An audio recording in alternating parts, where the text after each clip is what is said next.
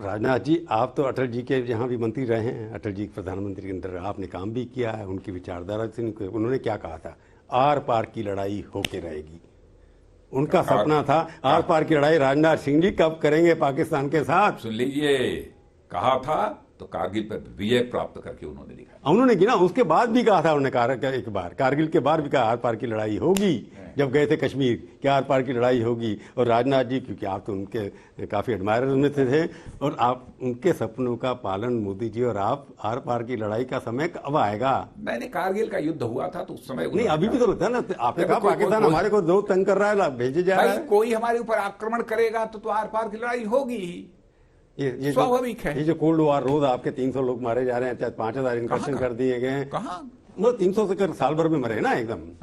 जितने लोग मरे हैं अभी, आप 300 की गिनती कर लीजिए, मर गए सीधे जो आतंक छुप कर, हाँ छुप कर, लुके छुपे आतंकवादी गतिविधियों का सहारा लेकर वो केवल भारत को डिस्टेबलाइज करने की कोशिश कर रहा है। कश्मीर को नॉर्मलाइज नहीं होने देते ना। भारत की कुव्वत को प्रभु ये भी आप तक ने देखा नहीं।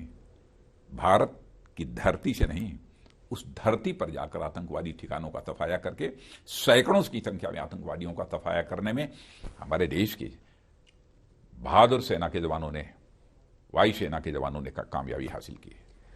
पर चाइना और पाकिस्तान के साथ आप एक तरह से स्टैंड ले लिए थे कि इंटरनेशनल कम्युनिटी में, पर्टिकुलरली ट्रंप साहब आपके साथ थे।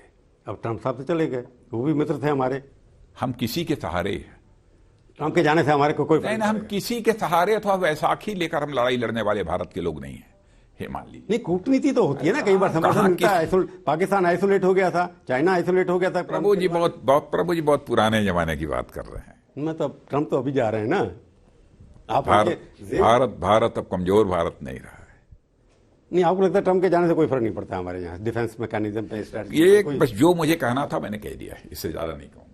अब तिब्बत का मामला जैसे है, तिब्बत के बारे में कि प्रधानमंत्री अटल जी के ज़माने में तिब्बत को माना था कि चाइना का पार्ट है, उससे पहले तो नहीं माना गया था। उसके बाद कंसेशन चाइना ने दिया नहीं, तिब्बत की वजह से झगड़े होते रहे हैं अभी तक। लगता था कोई गलती हो गई थी। तिब्बत को जैसे इधर कोई झगड़े नहीं हुए, तिब्बत ऐसा नहीं। उसके बाद नेपाल चढ़ गया, नेपाल ने कहा आप सड़कें बनाने लगे उत्तराखंड में, नेपाल कुछ भी हो। नेपाल का जहां तक प्रश्न है, नेपाल के हमारे बहुत ही प्रगाढ़ सांस्कृतिक रिश्ते हैं, और हमारा पड़ोसी ही नेपाल नहीं है बल्कि हमारा नेपाल भाई है।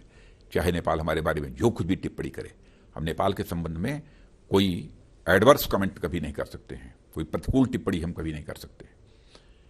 हमारा भाई यदि हमसे किसी बात को लेकर नाराज होता है, तो वो चाइना के साथ मिलकर आपके साथ कोई नाइत्तेफाकी पैदा होती है, तो हम उसके साथ बैठकर उससे बातचीत करके उसको समझाएंगे, मनाएंगे, उसको प्यार देंगे। वो हमारा परिवार है। हम नेपाल के लोगों को जिस तरह से स्टेटमेंट आई है पिछले जो सरकार है, नेपाल के लोगों का नहीं, एक दो नेताओं का, नेपाल लोगों का मत कहिए ना। नेपाल, भारत और नेपाल के बीच रोटी बेटी के रिश्ते हैं, ये मत भूलिए प्रभु जी।